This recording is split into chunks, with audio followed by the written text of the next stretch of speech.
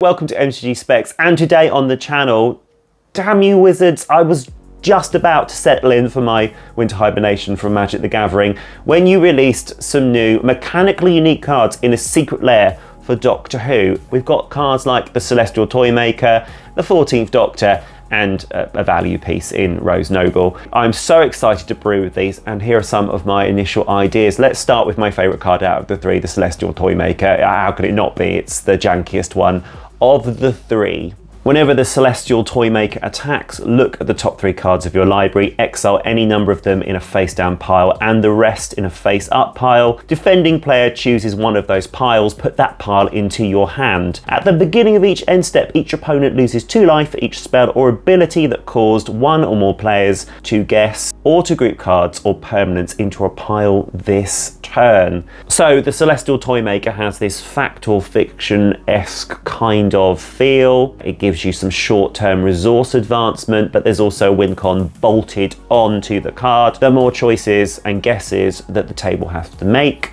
the quicker they die. The downside with this commander is he has to attack to trigger his fact or fiction style effects. The biggest downside is the fact that you exile one of the piles, and usually with a fact or fiction style effect, one of the piles will go into the graveyard, which means in Esper, especially with white and black, it is ripe for reanimation. Unfortunately, not with this commander. However, you won't be leaning in on that first effect, but actually it's the second part which is really interesting. There are tons of these fact or fiction style effects. Just recently in the Lord of the Rings set we had Sauron's Ransom, which asks us to look at the top 4 cards of the library, separate them into face down piles and face up piles. One goes into your hand, one goes into your graveyard. The poster boy for this style of deck has been rooted firmly in Dimir with Uthris, Oracle of Half-Truths. He's got menaces of 3/2, and when he enters the battlefield, target opponent looks at the top 3 cards of their library, separates them into a face down pile and a face up pile, put one pile into your hand and the other into the graveyard. So this is the sort of card that you would be bouncing with Conjurer's Closet, with Dead-Eye Navigator through the Soul Bond mechanic, or even using a counter spell like Familiar's Ruse, where you have to return a creature to your hand, so that meant you could cast Atris again. But the fantastic thing about the Celestial Toymaker is we have access to white. That means we have access to Brilliant Ultimatum, which says we can remove the top 5 cards of our library from the game, and once that opponent has finished separating them into 2 piles, we get to play all of the cards from one of those piles without paying their mana cost. My first thought about the Celestial Toymaker was Sphinxes, because Sphinxes have this effect. Unesh Cryosynth Sovereign enters the battlefield triggering this style effect, and any other Sphinx that enters as well. Then Sphinx of Uthan enters the battlefield and does the same thing with the top 5 cards of your library. Both of these cards read that they're going into your graveyard, so again, reanimation is definitely a direction we can go in. My initial thought with Unesh was, let's pack this deck full of changelings. The changelings all cost way less than your average Sphinx, which means you are triggering Unesh over and over again, and that means the Celestial Toymaker is going to go nuts, and that's 2 life being lost across the table every time you manage to pull that off, and then you're refilling your hand with the cards from the Unesh effect, so that will probably give you even more changelings, more Sphinxes, cast, life, lost.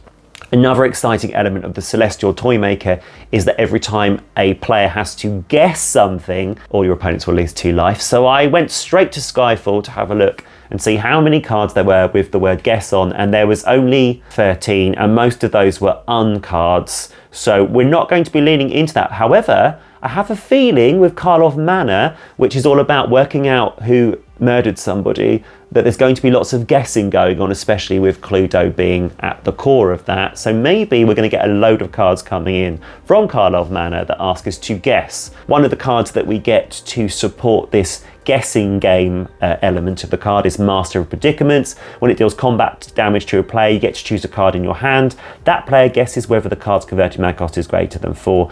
If they guess wrong, you get to play that card without paying its mana cost. We had another guessing card released with the Doctor Who precons, the Toymaker's Trap. Beginning of your upkeep, secretly choose a number between 1 and 5. That hasn't been chosen. If you do, an opponent guesses which number you choose, then you reveal the number you choose. If they guessed wrong, they lose life equal to the number they guessed, and you draw a card. And if they guess right, you sacrifice the Toymaker's Trap. That means you'll be triggering the Celestial Toymaker every upkeep. Lord of the Rings gave us Gollum's Scheming Guide, where whenever it attacks, we look at the top 2 cards of our library, put them back in any order, choose land or non-land, opponents guess whether the top card of your library is the chosen kind. Liar's Pendulum, name a card, target opponent guesses whether a card with the name is in your hand. You may reveal your hand. If you do and your opponent guesses wrong, you get to draw a card. And even in the Doctor Who precons, we had a Doctor that asks us to guess. With the 7th Doctor, whenever he attacks, we choose a card in our hand and defending player guesses whether the card's mana value is greater than the number of artifacts we control.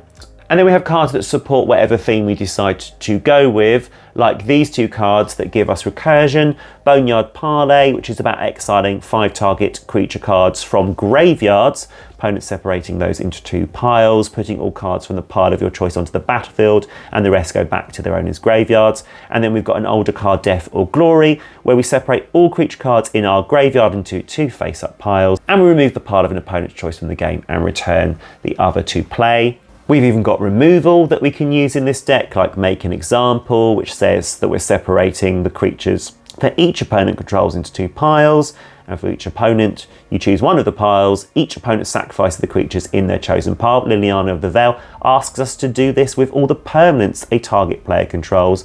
2 piles, the player sacrifices all the permanents in 1 pile of their choice. And Do or Die, which is pretty much doing the same thing that Make an Example is doing, except it's not a sacrifice, it's a destroy effect. So we've got lots of ways to remove creatures. I love this card, Fight or Flight, an older card that says at the beginning of each opponent's combat phase, we're going to separate all creatures that player controls into 2 face-up piles. Only creatures in the pile of his or her choice may attack this turn. I feel very strongly that this card is directing us down a path where we lean in on the idea of making choices and playing games, which involves using cards that say you can't lose the game and your opponents can't win the game, like Cloudsteel Kirin, and then using cards that say if you don't, you lose the game, or if this happens, you will lose the game, like Archfiend of the Dross and Pact of Negation. Stunning Reversal here says next time you would lose the game.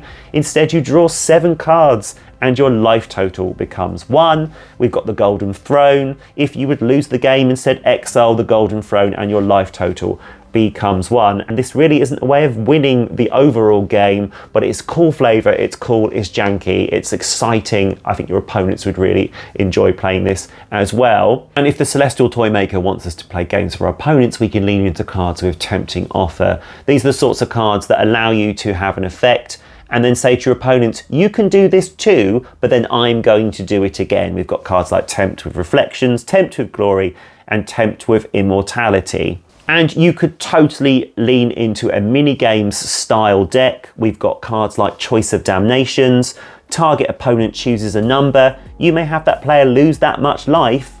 If you don't, that player sacrifices all but that many permanents. Cards like Magister of Worth, cards like Protection Racket, a card I really want to put into more decks. This seems like the place. At the beginning of your upkeep, repeat the following process for each opponent in turn order. Reveal the top card of your library. That player may pay life equal to that card's mana value. If they do, exile the card. Otherwise, you put it into your hand. That's how I would build the Celestial Toymaker. I would lean into what's on his card as a short-term resource advancement, chipping away at opponents' lives, and then go full mini-games and anything that asks a player to make a choice, get involved. It would be an absolute crowd pleaser at the table. Will it win you games?